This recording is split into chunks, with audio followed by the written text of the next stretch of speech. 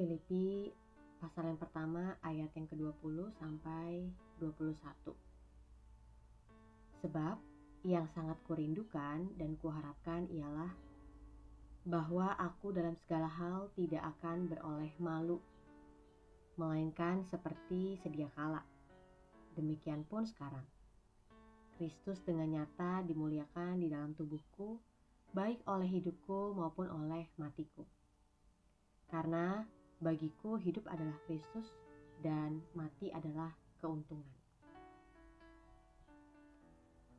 Setiap orang dalam hidupnya pasti punya pengharapan atau kerinduan untuk mencapai sesuatu atau untuk menjadi sesuatu.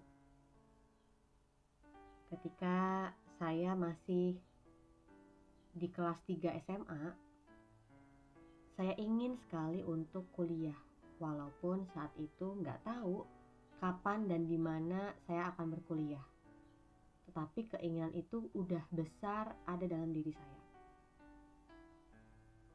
Keinginan untuk kuliah bukan hanya sekedar melanjutkan studi lanjutan setelah menyelesaikan SMA, tetapi untuk mendapatkan ilmu yang akan mempersiapkan saya masuk dunia kerja.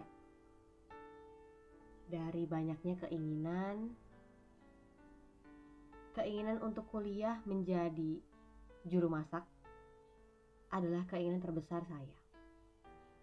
Itu sebabnya saya mulai mendaftarkan diri, mulai masuk sekolah bahasa untuk persiapan studi ke Eropa, karena saya ingin menjadi chef dengan pengalaman bekerja di luar negeri.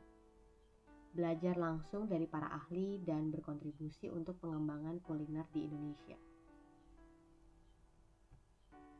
Paulus juga punya kerinduan dan harapan yang menjadi tujuan dalam hidupnya.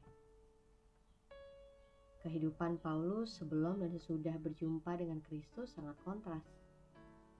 Dulu, Paulus adalah salah satu penganut agama Yahudi yang sehari-hari punya bagian menyiksa bahkan membunuh para pengikut Kristus karena dianggap sesat.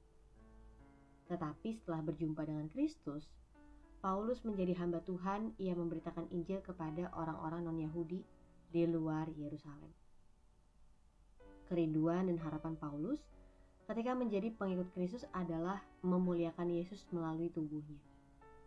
Bahkan, Paulus berani untuk mengatakan baik dalam hidup maupun dalam matinya, Paulus tetap memuliakan Allah. Ketika saya baca perikop firman Tuhan hari ini, saya berpikir bagaimana bisa Paulus memiliki harapan dan kerinduan seperti ini.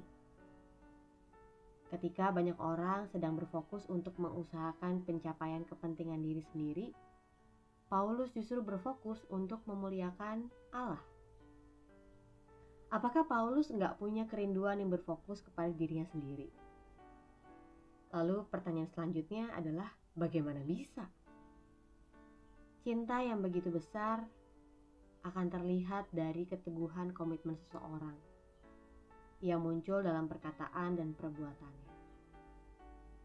Cinta yang besar dan membara yang dimiliki Paulus kepada Kristus telah mengambil alih hidupnya untuk fokus memuliakan Tuhan.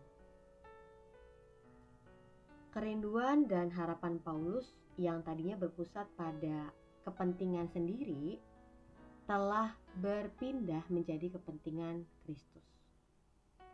Setiap hembusan nafas dan tenaga yang dimiliki, itu semua dipersembahkan bagi Kristus, termasuk pengorbanan untuk menderita, bahkan menghadapi kematian.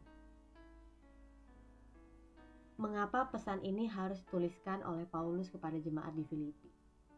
Dan mengapa pesan ini harus kita baca sebagai orang percaya? Paulus sedang membagikan besarnya cinta dan komitmen kepada Kristus, sehingga para pembaca, yaitu jemaat, dapat menyaksikan teladan yang baik.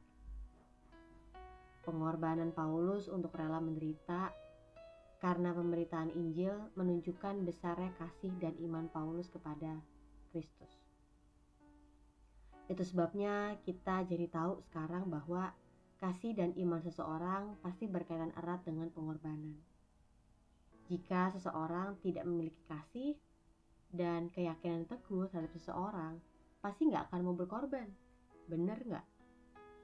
Teladan Paulus jadi pengingat bagi kita semua bahwa kasih dan iman kepada Yesus pada akhirnya perlu dibuktikan dari kerelaan kita untuk menderita bagi Yesus. Jadi jika hari ini kita masih memiliki kesempatan untuk hidup, maka biarlah fokus hidup kita adalah Yesus. Tetapi jika waktunya sudah selesai di bumi ini, maka anggaplah itu sebagai sebuah keuntungan karena kita udah dapat kehidupan kekal bersama Yesus. Jadi pertanyaannya, seberapa besar kasih dan iman kita kepada Yesus? Kasih dan iman letaknya ada dalam hati manusia, tetapi itu akan nampak kok dari perbuatan dan perkataan kita.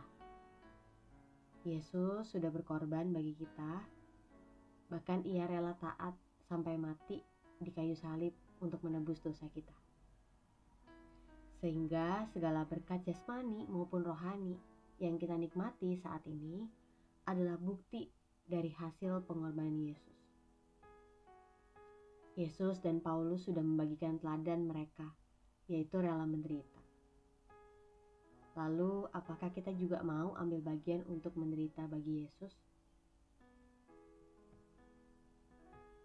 Tuhan, renungan hari ini mengajarkanku untuk mengerti makna cinta dan iman kepadamu. Saat ini aku mau mengikuti teladan Paulus yang punya fokus hidup untuk memuliakan Yesus. Ajar aku Tuhan, supaya aku bisa memuliakan Engkau, sekalipun penderitaan harus aku hadapi.